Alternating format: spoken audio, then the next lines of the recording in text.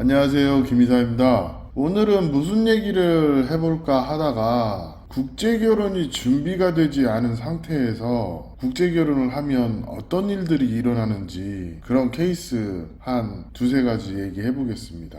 자, 첫 번째 케이스는 우리가 국제결혼을 하다 보면 준비가 되지 않은 상태에서 우발적으로 결혼하는 케이스가 있어요. 그 대표적인 케이스가 예를 들어서 베트남에 와서 맞선을 보고 약혼까진 잘 했어요. 근데 신부하고 결혼을 진행하다가 자기가 생각했던 국제결혼과 너무 다르기도 하거니와 신부하고 사이에서 관계가 형성되지 않아서 스스로 파혼했던 케이스. 그런데 이분이 자신의 피해를 주장하는 것은 두 가지가 있었어요. 하나는 업체가 무리하게 결혼을 진행을 했다. 그리고 두 번째는 신부가 자신에게 적극적이지 않다. 근데 이거는 그 말이 안 되는 게 요즘에 그 민주주의 사회에서 누가 강요에 의해서 결혼한다 뭐 이런 얘기 통용도 안 되고 일단 결제를 안 하면 일이 진행이 안 돼요. 근데 나중에 알고 보니까 신부에게 쓸데없는 소리를 너무 많이 했고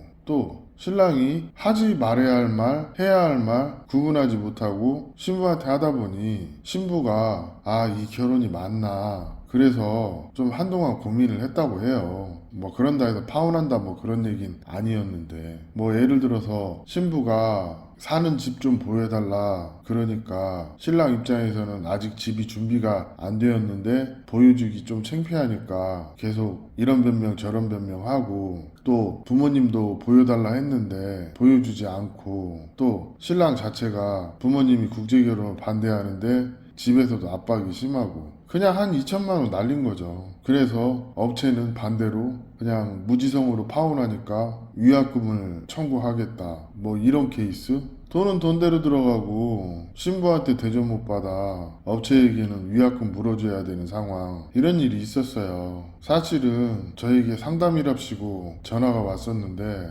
제가 그런 얘기를 했습니다. 아니 이 양반아 본인이 준비가 안 되어 있고 꼴랑 2천만 원 가지고 결혼한다고 하는데 결론은 신부 집에서 전통결혼 하자고 1억 동의 폐물을 요구하니까 그 돈이 준비가 안 되니까 금전적으로 후달리니까 멈춘 거 아니냐. 그럼 신부한테 솔직하게 얘기하고 그렇게 해도 되는데 왜 쓸데없는 소리 해서 신부 기분 상해, 업체 기분 상해 이 상황을 만드냐. 이런 얘기를 하고 그냥 그 업체가 그나마 제가 아는 업체라 사정 얘기하고 유야무야 끝났는데 이분은 본인이 준비가 되지 않은 상태에서 결혼을 진행해서 스스로 국제결혼 실패자가 된 거예요. 이런 케이스가 하나 있었고 두 번째 케이스는 말하기가 좀 조심스럽긴 한데 제가 하는 일 중에 업체 쪽 행정적인 부분을 좀 처리해주는 그런 게 있거든요. 예를 들어서 서류를 해준다든지 아니면 기숙사를 위탁을 받아서 해주는 거죠. 이런 일을 하는데 어떤 신랑이 하나 있었어요. 그래서 결혼 서류를 해줬어요. 근데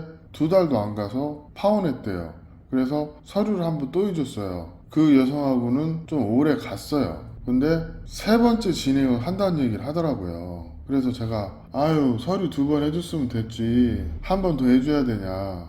그래서 세 번째 서류를 진행을 했는데 그것도 비자까지 못 가고 그냥 베트남 혼인신고 하기 전에 끝났어요. 이분은 신부 기숙사 2번 하고 서류 3번 진행했어요. 그러면 파혼이 3번 진행이 된 거잖아요. 근데 이분의 문제가 뭐냐면 본인의 그 뭐랄까 그 단점이 좀 결혼을 하려고 하는 시점이 되면 본인 스스로 망설이고 전통 결혼해서 한국 가려고 준비하고 있는 신부들 보고 그걸 굉장히 부러워라 하는 거예요. 그러면서 결혼한 다른 여자들 보면서 나도 저런 여자 해달라고 그런 땡깡을 많이 놨고 어느 날은 저에게도 연락 와서 사정 얘기하면서 푸념을 하더라고요. 근데 제가 그 업체 거 일을 해준다고 얘기를 못 하겠더라고. 그래서 좀 듣다가 이 얘기를 했습니다. 이게 결혼이라는 게 좋은 여자를 찾는 것도 중요하지만 일단 내 마음의 준비나 내 어떤 결혼관, 인생관 이런 것들이 한 번 정도는 깊이 생각해보는 그런 게 필요한데 너는 이런 게 준비가 안 되어 있는 것 같다. 그랬더니 뭐라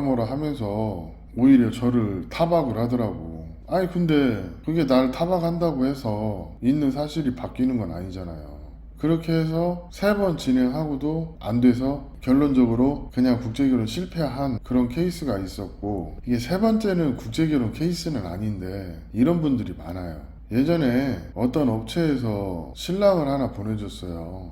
근데 이제 공항 픽업을 나가기 전에 통화할 일이 있어서 통화를 좀 했는데, 자기가 43살인데 딱 보면 30대 초반같이 보인대요. 그래서 그러냐, 그래서 공항에서 뵙죠. 그렇게 해서 공항에서 봤는데 아무리 봐도 30대는 아니에요. 근데 몸은 좀 좋더라고. 키도 좀 크고. 근데 그냥 봐도 40대 아저씨입니다. 옷을 잘 입는 것도 아니고 그 스포츠 나시에 스포츠 반바지 입고 와서 맞선 볼 때도 스포츠 나시에 다른 스포츠 바지를 입고 맞선을 봤어요. 근데 본인은 자신감이 쩌는데 또 한국에서도 여자 많이 만나봤대요. 근데 하는 행동 보면 뭐 여자 많이 만나봤다는 건 잘 모르겠고, 그냥 어떤 말도 제대로 못하고 또 온 신부들한테 제대로 어필도 못하고 맞선 태도도 안 좋고, 그래서 제가 맞선 태도가 너무 안 좋으니까 옷을 좀 사서 입고 잘 준비해서 그 다음날 보자, 그렇게 해서 저녁에 바지하고 티셔츠 사 입히고 그 다음에 머리도 깎아주고 피부 마사지도 시키고 한 60만 동 들여서 그렇게 탈퇴환골 시켜서 그 다음날 성공을 했는데, 뭐 데이트도 하고 처갓집에 가서 얘기도 잘 돼서 결혼하는갑다 했는데 저녁에 없어졌더라고요. 그러고 이틀간 안 나타났어요. 그래서 업체 사장님한테 신랑이 도망간 것 같다 그렇게 얘기했는데, 결국은 다른 업체 가서 성혼하고 잘 못 돼서 다시 연락이 왔어요. 저한테 이런 상황인데 좀 도와주십시오. 근데 서로 뻔히 다 아는 업체인데 뭘 도와주고 말겁니까? 그리고 생각하면 열받는데, 이렇게 생각보다 자기 처신 못해서 결혼 실패하시는 분들 많이 있거든요. 마지막에 이분도 본인은 자신감이 있다고 하는데 또 매너 있는 척 하는데 하는 행동 보면 참 사람이 어떻게 그렇게 생각이 없을까, 이런 생각이 들었어요. 이런 것들이 좀 제법 있어요. 이게 앞에 케이스를 얘기하면서 제가 봤을 때는 큰 틀에서는 2가지를 조심하셔야 돼요. 하나는 상대에 대한 존중과 배려입니다. 맞선 볼 때도 상대에 대한 존중이 없는 사람들은 그게 행동이 드러나요. 그리고 자기 하고 싶은 대로 하고. 그리고 2번째는 자기 객관화. 자기 객관화가 안 되다 보니까 자꾸 그 상대에 대해서 내려치기 하고 자신에 대해서는 올려치기 하고, 이러니 성혼이 됐어도 괴리감이 생기고, 또 이 국제결혼 진행하시는 분들 중에 결정적으로 결정장애가 있는 분들이 굉장히 많거든요. 이런 분들 특징이 특히나 좋은 여자를 찾으려고 자꾸 파트너를 바꾸는데, 이거 파트너 바꾼다고 해결되는 문제는 사실 아니에요. 전자에도 말씀드렸다시피 좋은 업체를 선정하는 것도 중요하지만 일단은 어느 정도 내가 국제결혼에 대한 기본적인 요건을 갖추고 나의 자질도 중요한 거예요. 물론 국제결혼이라는 게 처음에는 여러모로 준비가 안 되신 분들이 많은 것도 사실이지만, 또 국제결혼 중개인이나 소개한 사람과 얘기를 하면서 어떻게